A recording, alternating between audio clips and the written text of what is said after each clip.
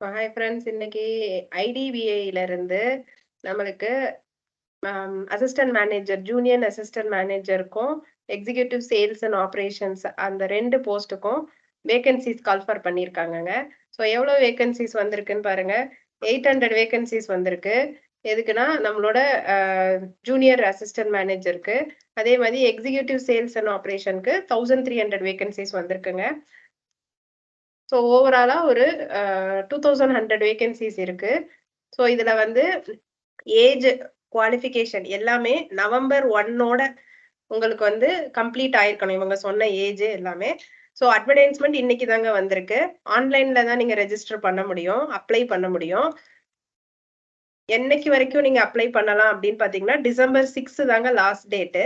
So exam வந்து என்னைக்கு இருக்க போகுது அப்படின்னு பாத்தீங்கன்னா ஜூனியர் அசிஸ்டன்ட் மேனேஜருக்கு டிசம்பர் 1 இருக்க போகுது. எக்ஸிகியூட்டிவ் சேல்ஸ் அண்ட் ஆப்ரேஷன்ஸ்க்கு டிசம்பர் 30 இருக்க போகுதுங்க. ஸோ இதோட எலிஜிபிலிட்டி கிரைட்டீரியா அப்படின்னு பாத்தீங்கன்னா ஏஜ் வந்து எவ்வளவு இருக்கணும்? 25 இயர்ஸ்க்குள்ள இருக்கணுங்க. மினிமம் 20 இயர்ஸ் ஆயிருக்கணும், மேக்சிமம் 25 இயர்ஸ்க்குள்ள இருக்கணும். ஏதாவது ஒரு டிகிரி இருக்கணுங்க. இதுதான் உங்களோட எஜுகேஷனல் குவாலிஃபிகேஷன். ரெண்டுத்துக்குமே அதுதாங்க. ஸோ எமாலுமெண்ட்ஸ் அப்படின்னு பாத்தீங்கன்னா உங்களுக்கு வருஷம் சேலரி வந்து எவ்வளவு இருக்கும்?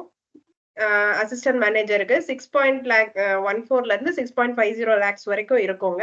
ஸோ அது போக உங்களுக்கு வந்து ஐடிபிஐயோட நியூ பென்ஷன் ஸ்கீம் அதுலலாம் இருக்கும். ஸோ ஐடிபிஐ ஒரு பப்ளிக் செக்டாரா பிரைவேட் செக்டாரானா இதுல வந்து கவர்மெண்ட் ஆஃப் இந்தியாவும் எல்ஐசியும் சேர்ந்து தாங்க ஷேர் வச்சிருக்காங்க. ஆனா இதை வந்து ஆர்பிஐ வந்து பிரைவேட் செக்டார் அப்படின்ற கேட்டகரியில தான் வச்சிருக்கு. பட் இது வந்து நல்ல ஒரு ஜாப் தாங்க, நல்ல பேங்க், நல்ல ஜாப். ஸோ எக்ஸாம் எழுதி பார்க்கலாங்க எல்லாரும்.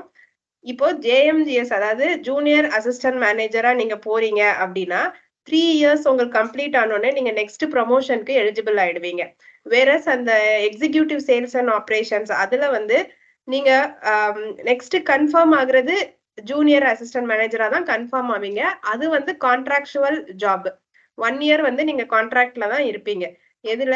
எக்ஸிகியூட்டிவ் சேல்ஸ் அண்ட் ஆப்ரேஷன்ஸ்ல நீங்க வந்து கான்ட்ராக்சுவல் பேசிஸ்ல தான் உள்ள போவீங்க. பட் வேற ஜூனியர் அசிஸ்டன்ட் மேனேஜரா நீங்க உள்ள போறீங்க அப்படின்னா அது வந்து உங்களுக்கு ஒரு பர்மனன்ட் ஜாப் மாதிரி தான். அதுல நீங்க 3 இயர்ஸ் முடிஞ்ச உடனே நீங்க அடுத்த ப்ரமோஷனுக்கு எலிஜிபிள் ஆயிடுறீங்க. ஸோ அடுத்தது இதுல உங்களோட போஸ்டிங்கோட சாய்ஸ், அதாவது அசிஸ்டன்ட் மேனேஜரா உங்களோட போஸ்டிங்கோட சாய்ஸ் வந்து 2 ப்ரிஃபரன்ஸ் வந்து கேட்கறாங்க. இதே நோட்டிபிகேஷன்ல அனெக்ஷர் 3ல இருக்கிறத பார்த்து நீங்க உங்களோட ப்ரிஃபரன்ஸ் கொடுக்கலாம். மோஸ்ட்லி உங்க ப்ரிஃபரன்ஸை போடுறதுக்கு தான் பாக்குறாங்க. ஃபர்ஸ்ட் 5 இயர்ஸ் வந்து உங்களை போட்ட இடத்துல இருந்து உங்களை டிஸ்டர்ப் பண்ண மாட்டாங்க. முடிஞ்ச அளவுக்கு உங்களை கம்ஃபர்டபுளா வச்சுக்கணும்னு தான் பேங்க் வந்து பாக்குறாங்க. ஸோ அடுத்தது வந்து நம்மளோட எக்ஸிகியூட்டிவ் சேல்ஸ் அண்ட் ஆப்ரேஷன்ஸ் அவங்களோடது பாருங்க. ஸோ ஃபர்ஸ்ட் இயர்ல ஒரு மந்த் 29,000 ரூபாய் வரைக்கும் உங்களுக்கு சேலரி கொடுப்பாங்க. செகண்ட் இயர்ல இருந்து 31,000 ரூபாய் வரைக்கும் உங்களுக்கு பெர் மந்த் சேலரி இருக்க போகுது. அது போக உங்களோட DA, HA, gratuity, provident fund இது எல்லாமே இருக்க போகுதுங்க. ஸோ இதுலயே போட்டிருக்காங்க பாருங்க. ஸோ நீங்க வந்து கான்ட்ராக்சுவல் பீரியட் ஆஃப் சர்வீஸ்ல தான் இருப்பீங்க. அந்த 1 இயர் வந்து சர்வீஸ்க்குள்ள கவுண்ட் எடுத்துக்க மாட்டாங்க. ஸோ நீங்க கான்ட்ராக்ட்ல இருந்தாலும் நீங்க வந்து நியூ பென்ஷன் ஸ்கீம்ல வந்து வந்துருவீங்க. எப்பனா நீங்க ஃபுல் டைம் எம்ப்ளாயியா ஆனதுக்கு அப்புறத்துல இருந்து. ஓகேங்களா? இங்க திருப்பியும் சொல்லியிருக்காங்க, அப்பாயின்மெண்ட் ஆஃப் எக்ஸிகியூட்டிவ் வந்து is purely on contractual basis. Contract வந்து எவ்வளவு நாளைக்குன்னா 1 இயர் பீரியட். ஓகேங்களா? இப்போ நீங்க 2 இயர்ஸ் கான்ட்ராக்சுவல் பீரியட சர்வீஸ் பண்ணி முடிச்சிட்டீங்க அப்படின்னா நீங்க வந்து ஜூனியர் அசிஸ்டன்ட் மேனேஜரா உங்களை போஸ்டிங் பண்றதுக்கு எலிஜிபிள் ஆயிடுவீங்க.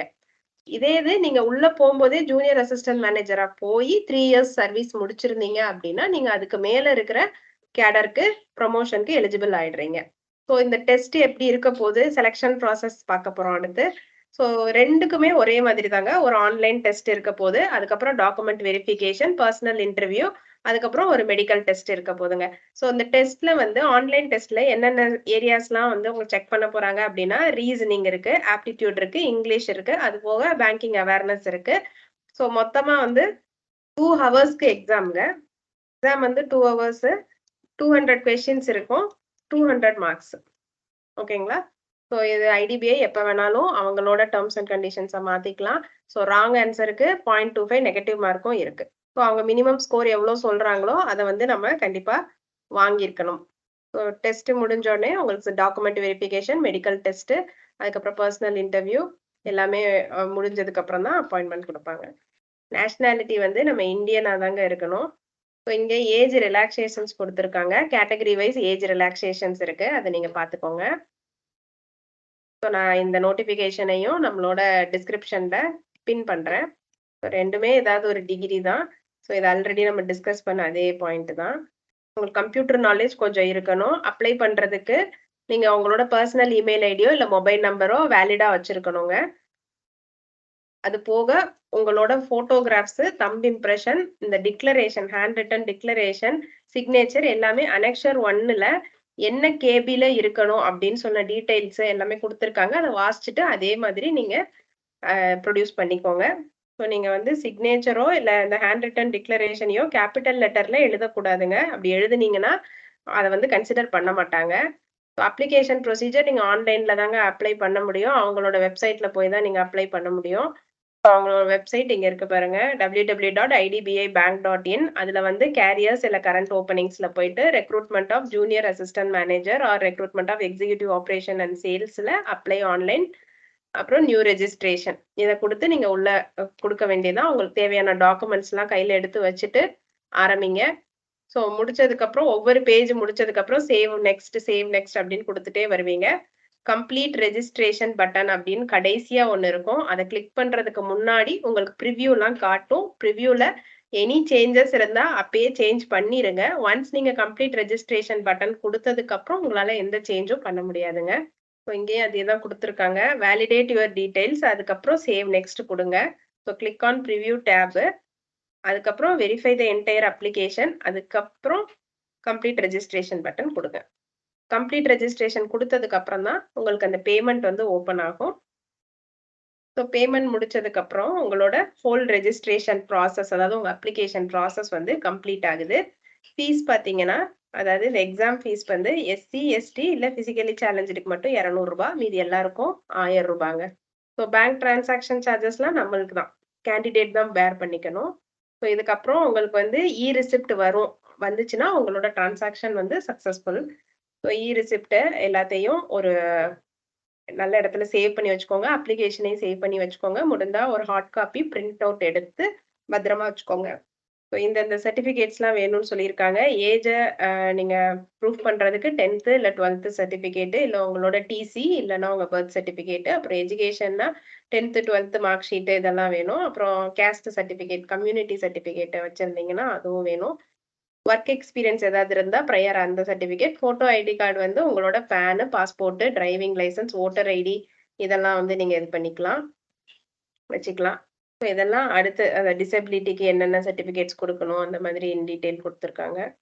ஸோ ப்ரீ எக்ஸாமினேஷன் ட்ரைனிங் நீங்க வேணும்னு சொன்னா மட்டும் தருவாங்க.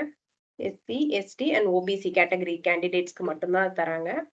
வேற என்ன இம்பார்ட்டன்டான பாயிண்ட் சொல்லியிருக்காங்க? ஸோ இதெல்லாம் டிசபிலிட்டிஸ் பத்தி டீடைல்டு எக்ஸ்பிளனேஷன் கொடுத்துருக்காங்க. ஸோ ஸ்கிரைப் யூஸ் பண்ணுறதுக்கான ரூல்ஸ் அண்ட் ரெகுலேஷன்ஸ் கொடுத்துருக்காங்க.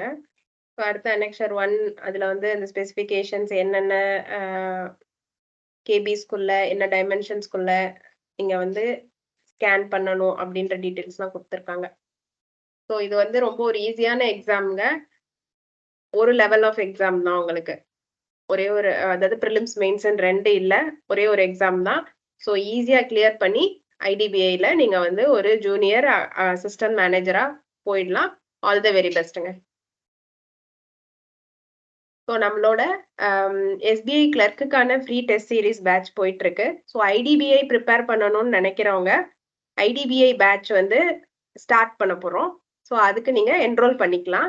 கீழே தெரியிற வாட்ஸ்அப் நம்பருக்கு மெசேஜ் பண்ணி என்ரோல் பண்ணிக்கோங்க. Thank you friends.